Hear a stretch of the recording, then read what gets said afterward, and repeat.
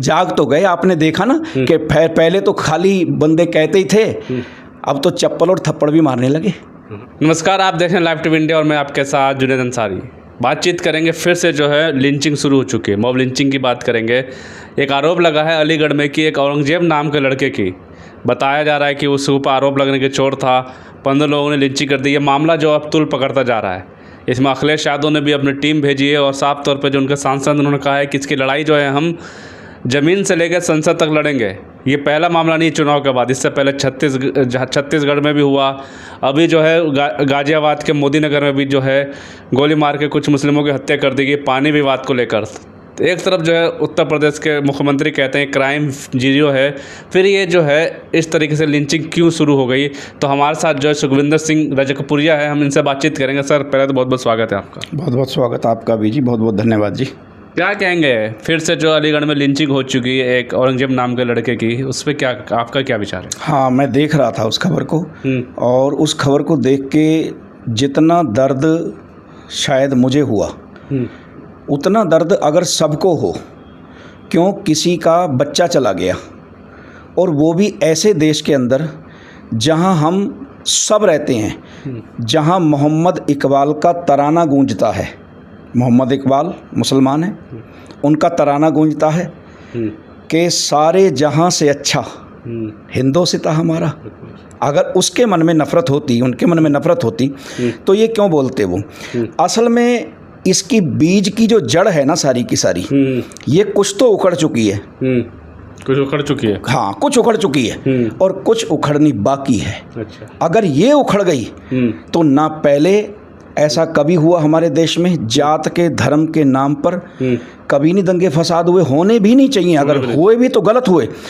और जब से ये सरकार आई है तब से तो जात बिरादरी, हिंदू मुसलमान सिख ईसाई, पता नहीं कितना कुछ बांट दिया। मैंने एक शेर कोड कर देता हूँ, बड़ा अच्छा है कि ना हिंदू हैं अच्छे ना मुसलमान हैं अच्छे, ना हिंदू हैं अच्छे ना मुसलमान हैं अच्छे। इसको मैंने थोड़ा सा जोड़ दिया हो। अच्छा। ना हिंदू हैं अच्छे ना मुसलमान हैं अच्छे, ना सिख हैं अच्छे ना ईसाई हैं अच्छे, दिल नेक हैं जिनके वही इंसान हैं अच्छे। बिल्कुल। अगर दिल में नेकी नहीं है, दिल में सच्चाई नहीं है, तो कोई भी धर्म जो है, मतलब तुम किसी भी धर्म को अख्तियार कर रहे हो, कोई भी धर्म है तुम्हारा, वो बेकार है। और जब से लेके हमने देखा है कि ये सरकार आई है ना, तब से लेके पता नहीं क्यों लोगों के अंदर इतनी नफ़रत पैदा कर दी। क्यों कि जब हमारे बड़े ही लीडर स्टेजों से बोलेंगे और नफ़रत फैलाएंगे तो नफ़रत तो आनी ज़रूरी है। मेन कारण जो है, हालांकि काफ़ी लिंचिंग देखने को मिलती है, नफ़रत एक मेन कारण है क्या? देखो, नफ़रत ना हो तो ये सब कुछ क्यों हो? कभी गाय के नाम पे, कभी किसी चीज़ के नाम पे।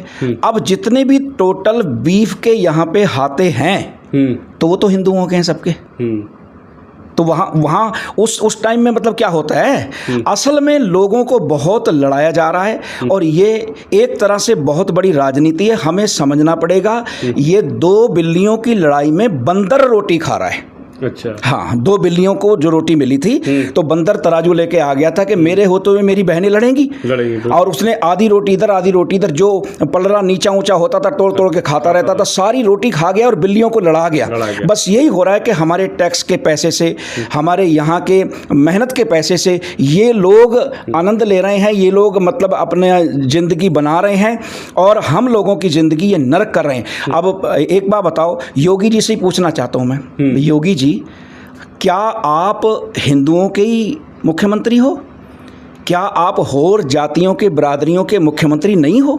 जब आप मुख्यमंत्री बन गए हो तो आप तो सबके मुख्यमंत्री हो।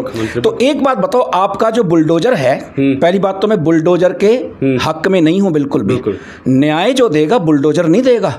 न्याय के लिए आपने कोर्ट बनाए हैं, न्याय के लिए वकील हैं, न्याय के लिए जज आपने बनाए हैं। तो वो जो, या तो कोर्ट बंद कर दो, जज खत्म कर दो और वकील खत्म कर दो, और या ये जो बुलडोजर का सिस्टम चल रहा है, और बुलडोजर बाबर पता नहीं क्या क्या नाम बोले जा रहे हैं, ये एक तरह मैं तो ये समझता हूँ कि योगी जी की तौहीन है। अब दूसरी बात मैं ये भी कहनी चाहता हूँ, भाई योगी जी एक बात बताओ, हमारा सवाल करना आपसे बनता है, हम आपकी जनता हैं, हम आपके प्रदेश में रहते हैं, तो हम ये पूछना चाहते हैं कि आपका बुलडोजर अब कहाँ गया?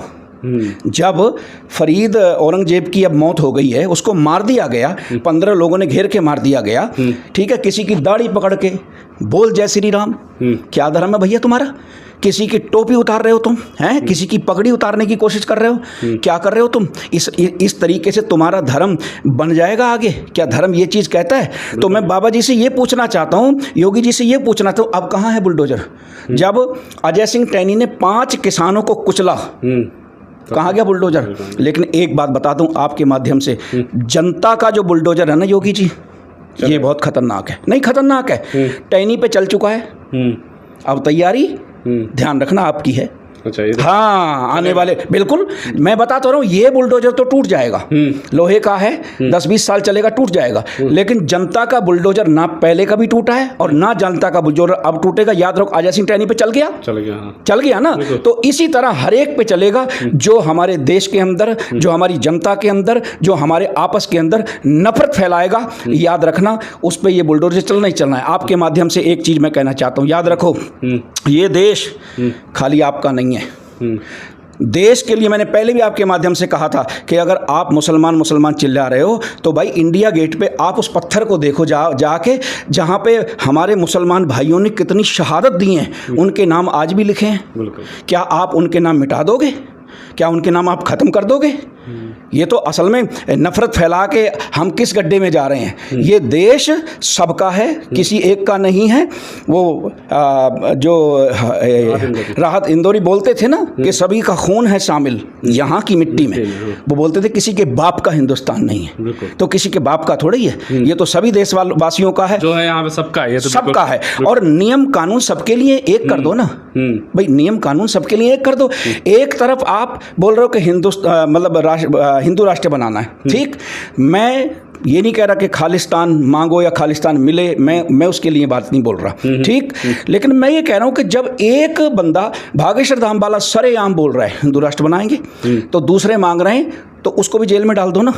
तो नियम उनके लिए अलग, उनके लिए अलग, ऐसा नहीं होना चाहिए, ये नियम ठीक नहीं है। और मैं आपके माध्यम से एक बात कहनी चाह रहा हूँ, याद रखना कि यकीन हो ना हो, बात तो यकीन की है, गहरी बात है बहुत, अगर समझ आ जाए, यकीन हो ना हो, बात तो यकीन की है, हमारे जिस्म की मिट्टी इस ही ज़मीन की है, समझ गए, हमारे जिस्म की मिट्टी इसी ज़मीन की है, मेरे वतन के सभी लोग भाई भाई हैं, ये दूरियों की सियासत किसी कमीन की है।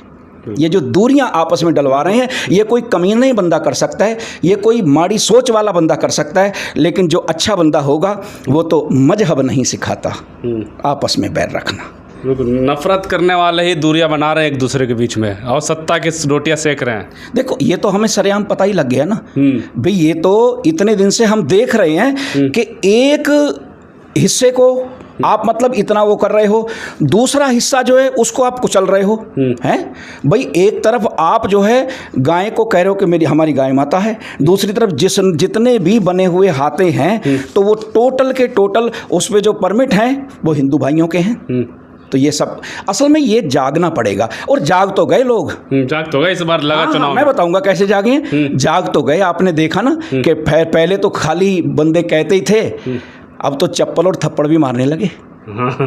क्यों? बिल्कुल, अब तो चप्पल और थप्पड़ भी मारने लगे। मैं ये नहीं कह रहा कि भी ये ठीक है, ये गलत है, लेकिन रोष कहीं ना कहीं जनता के मन में है, और ये रोष किसी ना किसी तरह जनता जो है वो प्रकट करती है। चप्पल जो बनारस में एक खबर वायरल वीडियो में दिखाया गया है, तो उसको दिखाया थोड़ी है, आपने देखा ना, उसको तो बहुत कम दिखाया गया ना, उसको दिखाया नहीं गया। वो तो सब जबरदस्त विरोध है इसका, मतलब प्रधानमंत्री भाई क्यों नहीं, देखो ये तो इससे ज्यादा और क्या हो सकता है। कोई बंदा आपकी तरफ चप्पल ऐसे उठा भी ले, शर्मदार आदमी तो वैसे ही बेचारा शर्म के मारे मतलब मर जाएगा, ये समझो।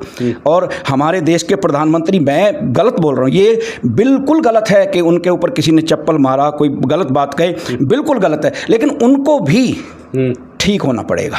तब ठीक होंगे। और जनता के अंदर जो रोष है वो तो उन्हें प्रकट हो गया कि रोष कैसा है, सीटों से भी पता हो गया, यूपी का भी पता हो गया कि यूपी के लोग अब क्या कह रहे हैं। तो मैं यही कहना चाहूँगा कि नफरत नहीं, एक दूसरे को प्यार सिखाओ।